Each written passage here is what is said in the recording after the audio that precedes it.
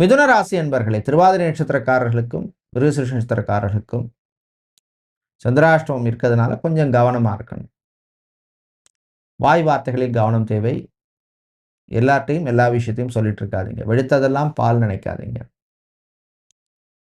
குடும்பத்தில் சில குழப்பங்கள் வரும், சமாளிச்சிருவீங்க. எதிர்பாராத செலவுகள் வந்து சேரும். வீண் அலைச்சல், டென்ஷன் இருக்கும். பிசினஸை பொறுத்தவரையில் கோல்டு சில்வர் சம்பந்தமான பிசினஸ் செய்பவர்கள், ஜுவல்லரி ஷாப், அடகு கடை வச்சிருக்கிறவங்க, மணி சேஞ்சர், ஃபாரின் எக்ஸ்சேஞ்ச் சம்பந்தமான பிசினஸ் பண்றவங்களுக்கெல்லாம் அனுகூலமாக இருக்கும். கலைஞர்களுக்கு சில நெருக்கடிகள் வரும்.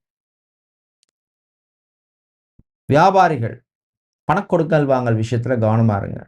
நீங்கள் நல்ல பலனை பெறுவதற்கு வழிபட வேண்டிய தெய்வ வழிபாடு மாரியம்மன் வழிபாடு. மாரியம்மனுக்கு சர்க்கரை பொங்கல் நைவேத்தியம் செய்து வழிபடுவது விசேஷம். அதிர்ஷ்டமான நிறம் சிவப்பு. அதிர்ஷ்டத்தை தருகின்ற எண் 6.